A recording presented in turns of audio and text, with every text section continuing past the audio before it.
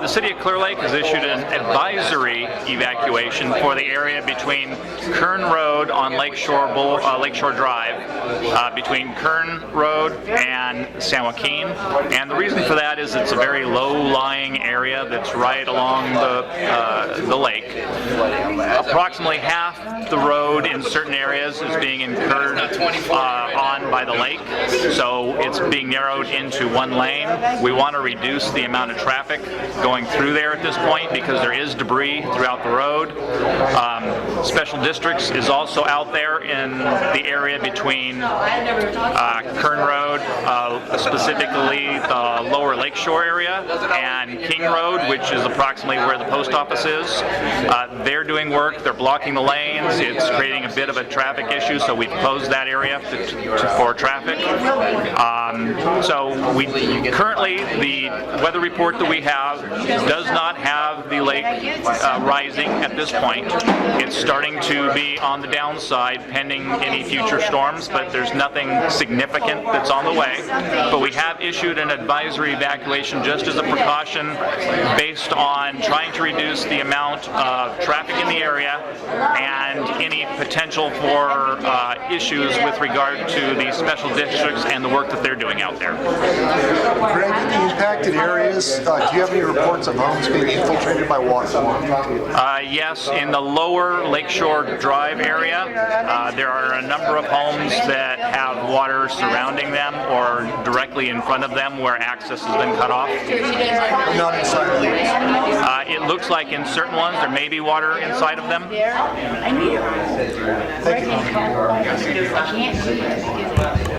Okay, 5:50 tonight I called Tim Learn. He's a Yolo County Flood Control Director, so I want to get a current update for you guys. So as of today, I had told Greg that we were going to peak in the early afternoon. We peaked at 1:45 p.m. this afternoon, 10:06.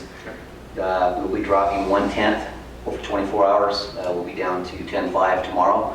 It will continually drop 1/10 for the next 3 or 4 days. We should be okay. They're currently releasing 5,040 CFS. That's the most they've been released in quite a while. Tomorrow, everybody, you're going to see a flat line tomorrow. They're going to have to shut the dam down tomorrow. They got to clean it. We've got cleaning debris. Cleaning debris. We got a lot of trees and refrigerators, all kinds of stuff that's getting clogged up. So they got to get in there and get that mucked out. That should probably be an hour or 2 hours.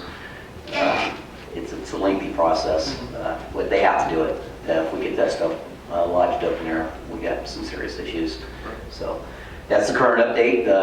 Looks good. I mean, hopefully the lake will drop down before the next storm. The next storm that's coming in it doesn't have a lot of significant rainfall in it, so we should be compared to what we're used to. Compared to what we've seen in the last couple of weeks, yes. So that's it. Our call volume today has certainly dropped a bit compared to yesterday. I think the message is out there that unfortunately that the waters are going to remain a little bit high for the foreseeable future. The lake currently sits just slightly above 10.5 feet. We're expecting that to be kind of peaking out here where it is right now. We have a smaller storm coming in, but any moisture coming in is going to add additional water to the lake. So we'll continue to monitor things. Currently we have approximately 225 individuals who have been evacuated from different locations throughout the city. 175 of those being from Willow Point. That's our largest evacuation area currently. And we're not expecting any additional evacuations at this point. We are keeping our eye on the Royal Avenue, the Royal Shores, and the apartments that are located at 15 Royal Avenue. There we are seeing that the water is, but it seems to be kind of holding right now. The biggest difficulty we're having right now for them is if folks could stop driving through that street, because the wakes that they're creating are causing water to lap up and into a couple of the apartment units there. So that's our biggest problem at that location. But at this time, we're not expecting that an evacuation order is going to be needed, but we are continuing to monitor that area pretty closely. Other than that, city operations staff has been doing some initial damage assessments We will continue to monitor and complete those assessments tomorrow. That's damage to private property, public property, doing estimates on those sort of things. And we are continuing to monitor intrusion of water into our sewer system. But those are our main objectives over these next couple days. Hopefully the weather is going to be cooperative and at least level things out, and even better if we start to see things start to recede. How long do you think it'll take before you get solid or estimates that you're comfortable with as far as the amount of damage the city's? We need to for County OES and Cal OES to get initial assessments and estimates in as quick as possible, but actual, more educated numbers and things on actual damage assessments, we're really not going to be able to complete until the waters do recede. All right, and do you have a ballpark estimate at this point? I know it depends on the storm.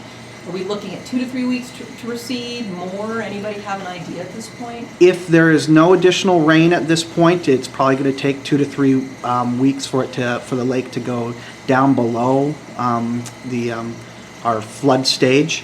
But we'll have to continue to monitor storm systems as they advance, because those will certainly make that period longer if we do get additional rain. Is the evacuation center going to remain open as long as those waters are high and people can't go back to their homes? With County OES standing up today, I know that's one of their biggest concerns, is looking at those sort of things. And then we're also working very closely with the county in regards to perhaps longer term housing options for them. But at this time, we're very grateful to the Seventh-day Adventist Church for all the work they're doing with their shelter currently. Is that a Red Cross shelter, or is it the church doing it? It is the church that is doing that shelter with the support of Red Cross, but it's primarily the church that is running those operations. And have they given you an idea of the numbers that they've had most recently? We do know that they did reach their capacity of 100 last night, and we've been working very directly with County OES on some other options for additional evacuees. Okay, so possible additional facilities might open up? That's what we're currently working on, yes.